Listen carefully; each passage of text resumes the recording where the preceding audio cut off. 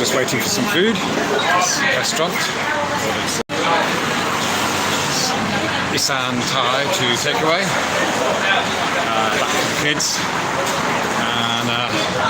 And there's just show you a bit of the ambience here. A bunch of workers from a factory down the road. Interesting. I think they're Burmese. And I was thinking to myself the other day that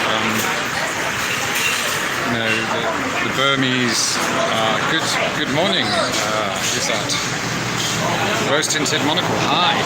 See ya. Burmese seem to have, this more the culture, although it's a neighbouring country, and many things are very similar to the Thais. They celebrate some of the same traditions, like Songkran in April, the kind of equinox, the New Year for people around here. Their culture has, and their features. I was just looking at the people at the table just over there, and hi, who's that? Natalie, hello, how you doing? Enjoying Bangkok? So the Burmese, they seem to have a kind of more Indian genealogy, if you say that. It's very interesting to see, the countries that surround Thailand and different ethnicities that surround it. The Chinese, the Vietnamese have that kind of Chinese look, and then up north, Thailand, you've got that influence there of the kind of more the Chinese culture and again genealogy. Hello. Who's that? Chol Wright from the UK. Hey, good. Hi, I hear you had a good. Oh, I've got to pay for my food. Okay, so I'm gonna just hang on a second. Let me pay for my food. It just arrived. Oh, yeah. Okay. Got some somtam, papaya salad, khao niao. Stuff.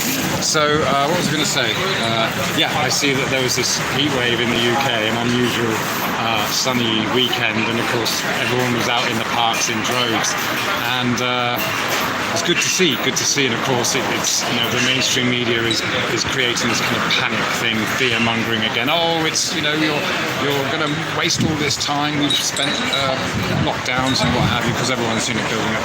Okay. Oh, cow. Yeah. So, but that's the thing. You got me thinking. Of course. Hello, Rune. It doesn't matter when you're young people. Okay, they were able to, encourage the 70s, the over 70s and stuff, the old biddies and all that, with the usual fear propaganda. But young people don't fall for it. Whatever, it doesn't matter what you're trying to be afraid of. Young people don't care. They're going to party. They're going to gather.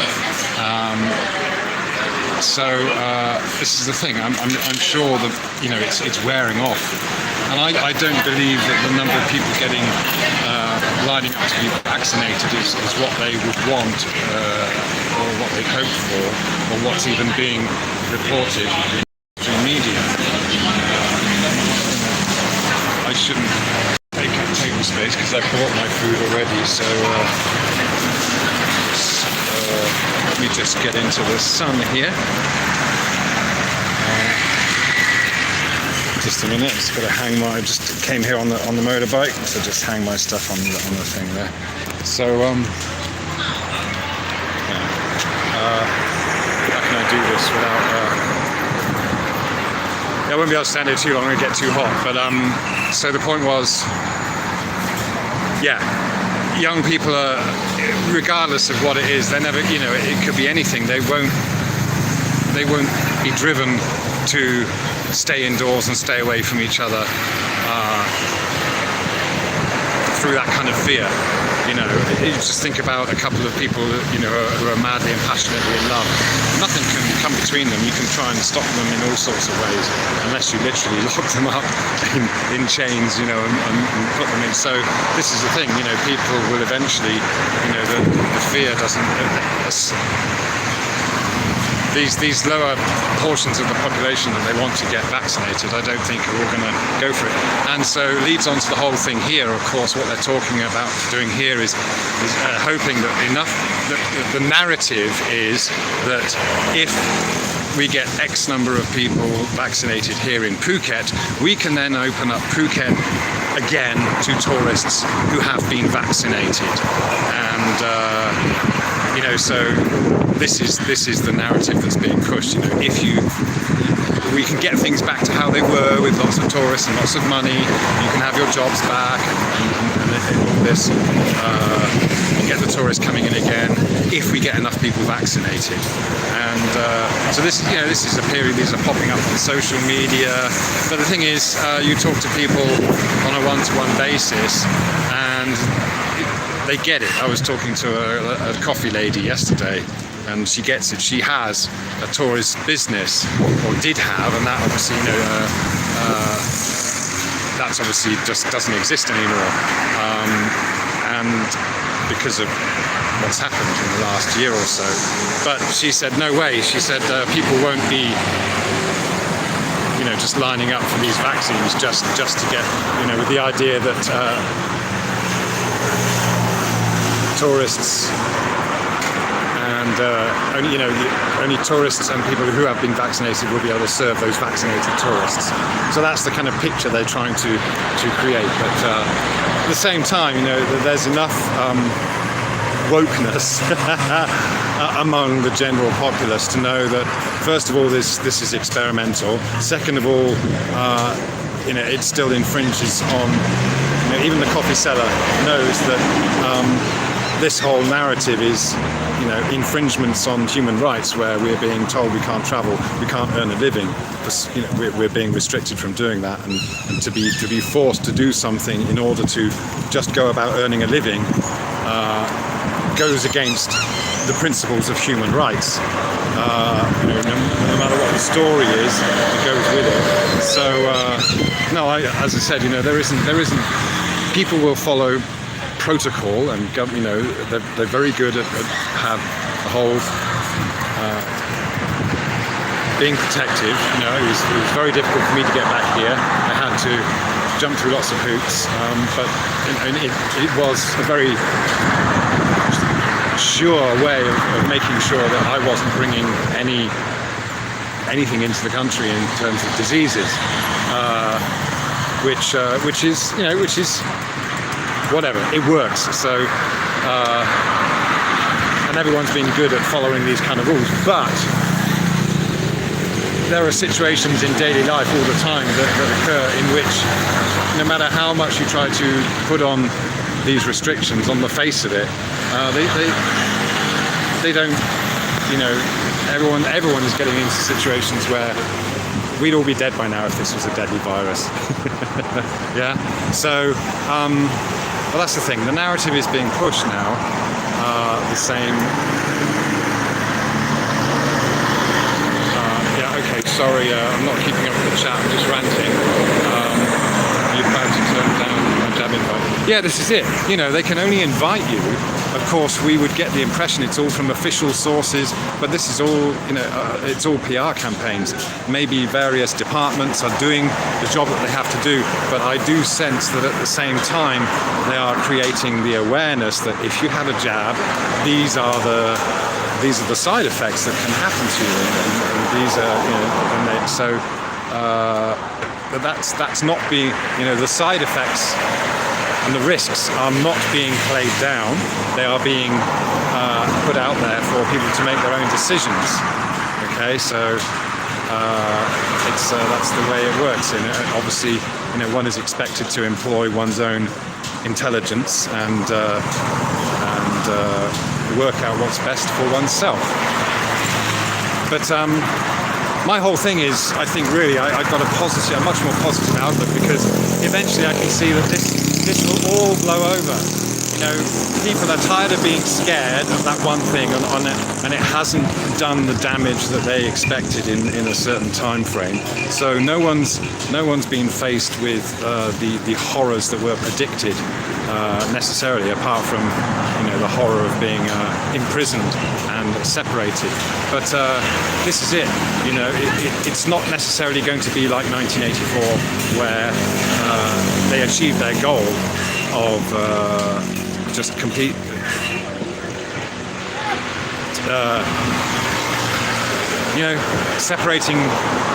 separating humans from doing what they naturally do and enjoy, human contact. Well, to do that is quite nefarious. It's obviously you can obviously see it as an evil thing to separate people. For me personally, it was 9 months of separation that was hellish, but also it was a growing thing as well.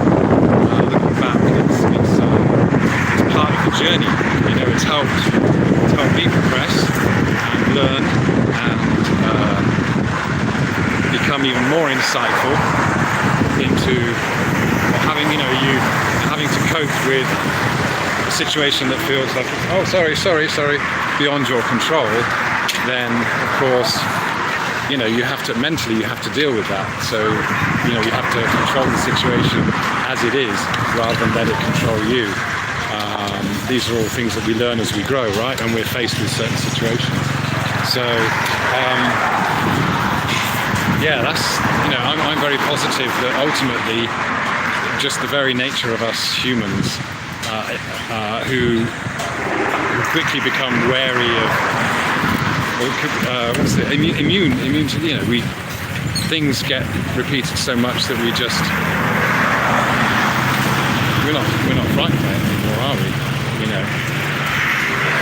Until the last few months or last year, we didn't get daily figures of the deaths.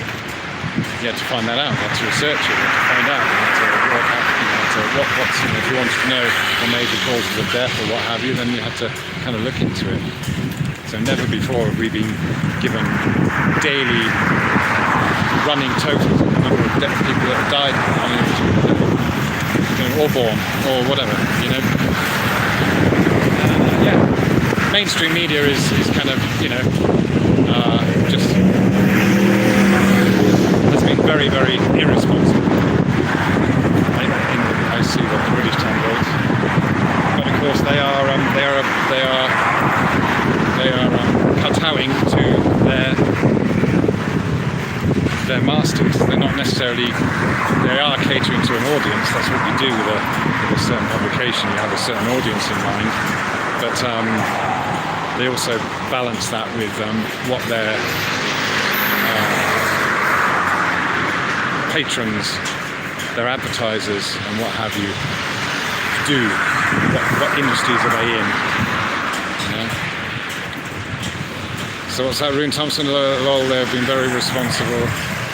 They're not serving the interests of the okay. Yeah, guys, you know that I know that we know the score, right? That's it. It's up to the individual, isn't it? It's up to the individual to do that, to work out what is right and wrong for an individual, or for people as a whole, for humanity as a whole. But at the end of the day, there's never going to be a massive tipping point. It's just those who are ready to discover things will do so when they're ready. Those who are not will continue defending their existing paradigm. Yeah? And that's up to them. We can't be spending too much time worrying about them, as long as we, obviously, of course, we understand that we need to avoid... someone setting off firecrackers down the road. We need to avoid... Damn! Lost my train of thought. But so the question is, will tourists be coming in droves back to Thailand, back to Phuket? I don't think that will happen. that's the hope, but I don't, I think ultimately what's going to happen is they're just going to have to live with this thing, drop all restrictions, and maybe just agree that enough people have been vaccinated now for everyone to have herd immunity and whatever, and they'll carry on coming out with new variants and things like that. But I don't think the vast majority of people will end up being affected by it. It will be the usual they'll have their usual market segment of elderly, sickly, concerned, hypochondriac citizens, and they can have them just like we always have had. And the rest of us can just get on with life and get on with work and get on with being human again. And you look at it, it's absolutely insane when you think about. So I was talking to a doctor the other day, and he said, think about the big picture, and I said, well, I am. I didn't say much, I just let him talk and just listened to what he had to say. Obviously, he made a lot of sense in the way viruses work and things like that. But then my ultimate question when he finished all this, I said, well, okay, so you think vaccine passports are a necessity? He said, yeah. And I said, well, okay, so where does it end? And he just said, I don't know. And that's it. It's like, well, okay, you can talk about the ins and outs and the science of the virus, but so where does that leave us in the end if we're going to be, bringing life to a standstill because of an imminent threat? We've all had that before, haven't we? Whether it's weapons of mass destruction or meteorites or whatever, there's always an imminent threat. And after a while you realise that even if it was a threat, it's past. So yeah, just a waiting game really, rather than, because I don't think people are going to jump at this, what's being offered with the official narrative that get vaxxed, and then we can we can open up the country again, we can get tourism back, and we can get the influx in. I don't think people are going to be jumping on, lining up just because of that narrative. Again, although it's desirable to have things go back to normal, lots of money coming in from lots of tourists. Well, think about it, and it's so funny, another Thai person put this to me, she said, well, the thing is, after all this time with no jobs, and so, how can you expect the foreigners to suddenly come back here again if they're hard up themselves after months of lockdowns and not working and things like that? So, realistically, there isn't going to be this massive influx. It's going to be trickle. And I think, after a while, again, commerce, just the natural way that us humans do commerce as individuals, one-to-one most of the time, that will flourish and that will come back and that will restore order and will supersede all of this, these assumptions that everyone needs to be dosed up in order to be able to meet up again. That's the thing. Us humans, we trade. That's what we've been doing for thousands and thousands of years, trading with each other. Trade is the driver of expansion, human interaction. Yeah, cross-continental. Look at me with I have a Thai family now. So ultimately, and trade has to exist. And will exist, it always has done, trade, in whatever shape or form it comes. So, you can't keep humans from doing that. It's just sensible. Anyway, I'm going to leave it there for now. So, I'll have a proper look at the chat later on because it's very hot here. I hope you had a good one, and see you soon. All right, cheers.